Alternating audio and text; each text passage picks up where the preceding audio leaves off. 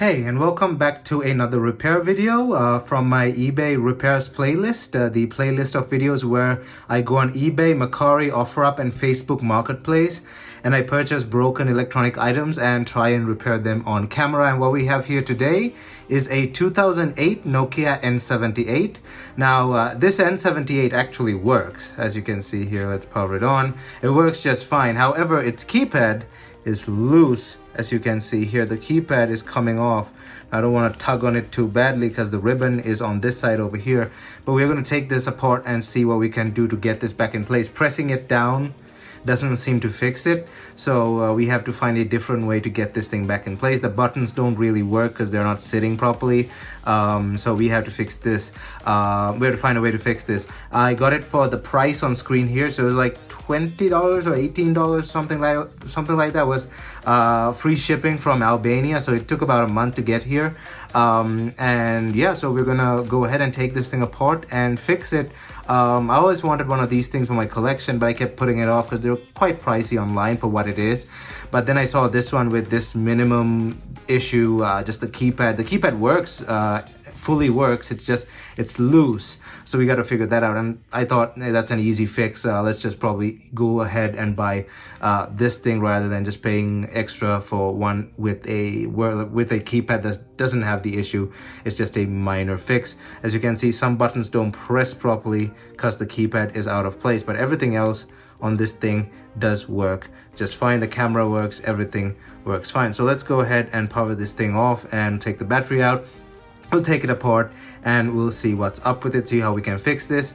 And as usual, before jumping right in, don't forget to smash that like button down below, as it helps this video get on YouTube's algorithm. And also don't forget to hit that subscribe button down below and ring that bell notification button so you're notified whenever I upload a new video. Also, don't forget to leave a comment down below and let me know what you think about this repair video.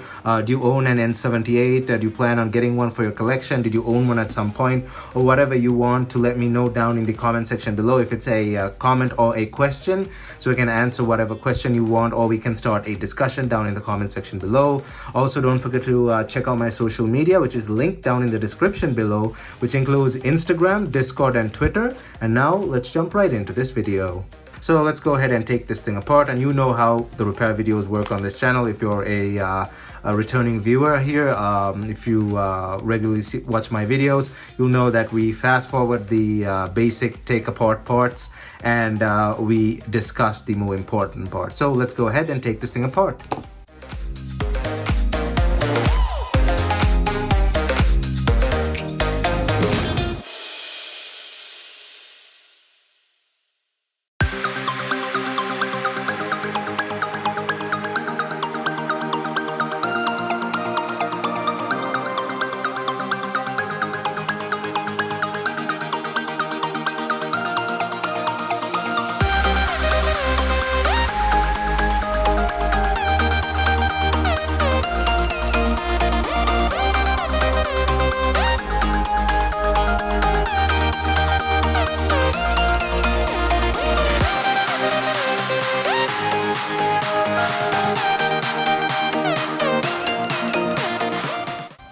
Alright, so here's the situation.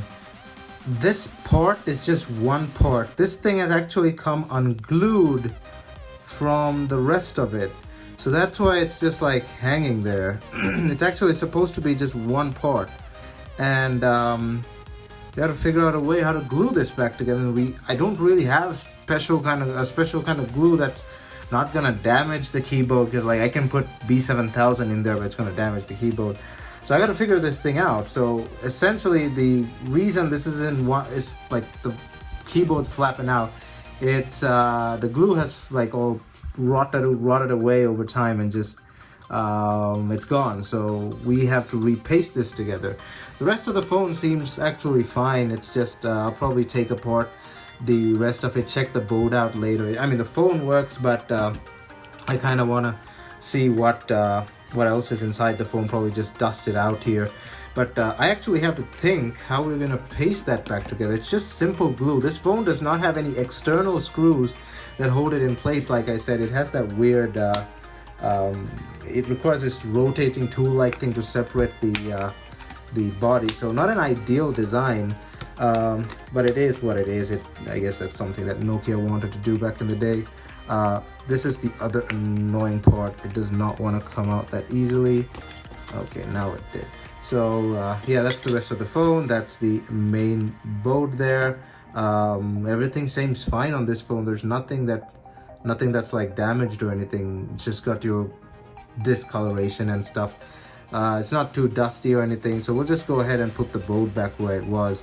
Okay, so first what we're going to do here is we're going to clean out this. I realized we can't really separate it like too much because there's like a ribbon like thing there, but still we're going to clean it out, and we're actually going to go from there. All I have to do is literally paste this thing, and I'm going to use B6000, which is not really like too strong. It is strong, but it's not too strong, so it won't melt the rubber, and it also it will set in a decent amount of time. I wish I can clean off all this excess glue, but it doesn't seem to be going away that easily. But it'll take a while to clean this thing, so I'll fast forward it, and I'll just generally skip all the cleaning. It's just me scrubbing at this dirty old board. As you can see, there's a lot of stuff on here, so yeah, I'll clean this off camera. It's just simple cleaning. Alright, so we cleaned it somewhat. As you can see there, I got rid of the sticker residue on the white part. The stuff's over here. However, I can't really dig into the rubber there, so we're just gonna have to leave the sticker residue on the... What the hell is this? Oh, that thing fell over. Oh, okay. Hope glue didn't get on it. Well, I still didn't open the glue tube, so yeah, I don't think leaving that near the glue is a good idea because it's gonna stick. Anyway, yeah, I can't dig into the rubber and remove these. It's kind of like over time it's kind of melded into the rubber, so we'll just have to leave them as is. They won't come out anyway, so they're gonna stick. So we have to stick this back onto that, and then once that's in, we have to stick these. I remember the pattern, and it's still at the bottom of the rubber there, so like a bit over here, a bit over there, like that. I may as well put it on the rubber itself and then just close it like that and just sit it. We'll put some duct tape or something and hold it down like that. So that is the plan. So we'll go ahead and start pasting it right now. Alright, so it's been about 4 days since I did the previous half of this video, and that's because I realized that the usual glue that I use to paste stuff like displays and stuff, E6000 would not work on the rubber between this. I was like feeling around on the rubber, and I realized that's not gonna stick, because though E6000 is a rubber based glue, it doesn't work with most softer forms of rubber. So I had to find a glue that was also that would also stick to rubber but also wouldn't burn rubber. So super glue sticks to rubber, but it also burns rubber, certain types of rubber, especially the softer rubber over here.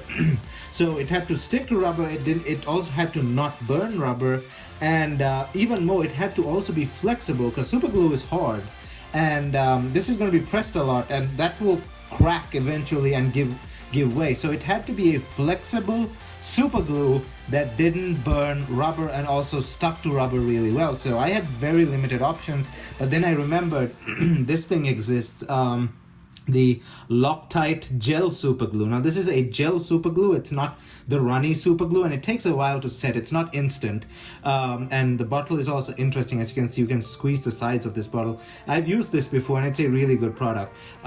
It actually is flexible because it's gel based, so it retains some of its flexibility, and it doesn't burn rubber, and it sticks to rubber as well. So that's what we'll be using today, the Loctite gel, ultra gel super glue. This stuff was a bit expensive as well, so let's go ahead and start pasting.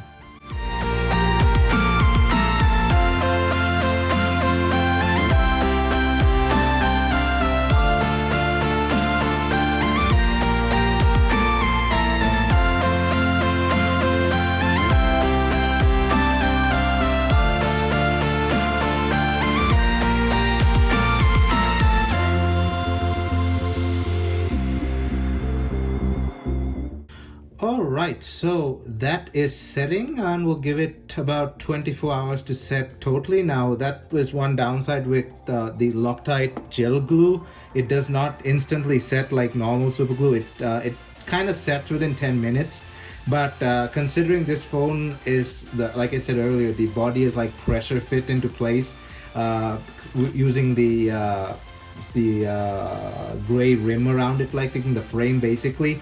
It will start separating unless it's tightened properly. So we'll give it the full 24 hours ish. I'm gonna keep this thing near the heater so it kind of sets a bit faster. So that'll be probably 15, maybe 12 to 15 hours. So I'll be right back after it has properly set. Alright, so it has been sitting for about 15 hours now, and let's go ahead and take off the tape. Let's see whether it has stuck. It should stick because that glue does work. And by the way, all the buttons do work just fine.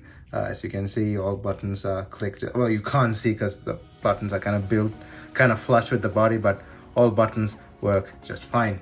So the glue hasn't stuck any of the buttons. Careful of the ribbon here. So off camera I kind of cleaned the rest of the phone as well, just dusted it off, got rid of some of the dust and stuff that was around the display and all the other stuff like that. So the board is also clean now. It's much more cleaner than it was, so it's good to go. Let's take off this last one, and yeah, it's stuck. It's pretty stuck there. It's not coming off. It does have a bit of give. Of course, it's rubber and plastic. It probably did have give to begin with, but when it sits inside the body again, it's gonna be fine.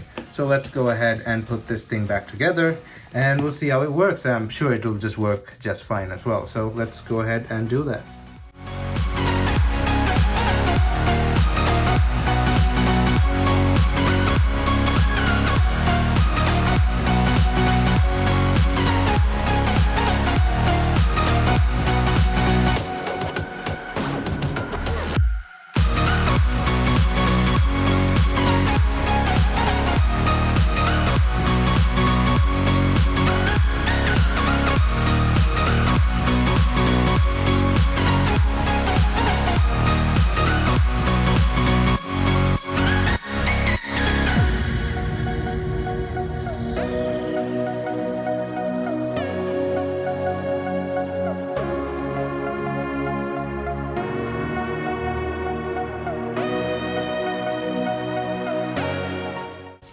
Alright, so we have put the phone back together. Let's go ahead and power this thing on.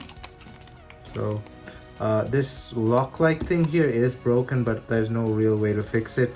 It's just hanging there, but that's fine. You have to just replace the back cover, but I'm not gonna do that. Let's turn this thing on.